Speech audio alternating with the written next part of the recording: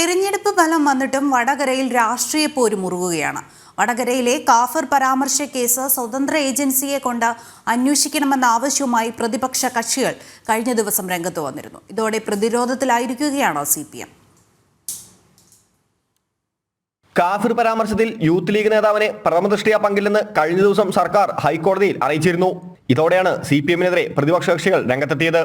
കാഫിർ പരാമർശ പോസ്റ്റ് പ്രചരിപ്പിച്ച CPM നേതാവ് KK ലതിക ഉൾപ്പെടെയുള്ള ആളുകളെ പോലീസ് അറസ്റ്റ് ചെയ്ത് ചോദ്യം ചെയ്യണമെന്ന ആവശ്യമായാണ് കോൺഗ്രസ് രംഗത്തെത്തിയിട്ടുള്ളത്. കേസ് അന്വേഷണം കൃത്യമായ രീതിയിൽ മുന്നോട്ട് പോയില്ലെങ്കിൽ നിഷ്പക്ഷ അന്വേഷണം ആവശ്യപ്പെട്ട് ഹൈക്കോടതിയെ സമീപിക്കാനാണ് കോൺഗ്രസിന്റെ തീരുമാനം.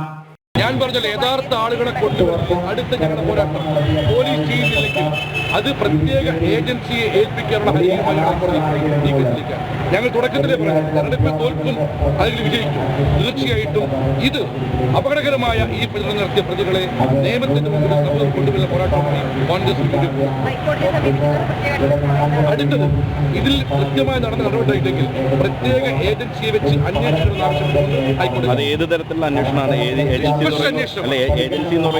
അത് നിഷ്പക്ഷമായിരിക്കണം എന്ന് വന്നാൽ അത് ഹൈക്കോടതി തീരുമാനിക്കട്ടെ. ഞങ്ങൾ പോലീസിൽ ഇനിയും നിഷ്ക്രിയത്വം കാണിച്ചാൽ ഈ അരുചിയുമായി ഞങ്ങൾ ഹൈക്കോടതി സമീപിക്കും. അതേസമയം മുസ്ലിം ലീഗും CPM-നെ വിമർശിച്ച് കഴിഞ്ഞ ദിവസം രംഗത്തെത്തിയിരുന്നു.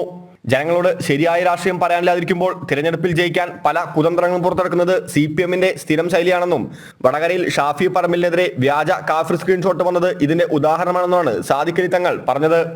വടകരയിലേറ്റ കനത്ത തോൽവിക്ക് പിന്നാലെ കാഫിർ വിവാദത്തിലെ വാദങ്ങൾ പൊളിഞ്ഞത് CPM-നെ കനത്ത പ്രഹരമാണ് ഏൽപ്പിച്ചിരിക്കുന്നത്. ജനം, കോഴിക്കോട്.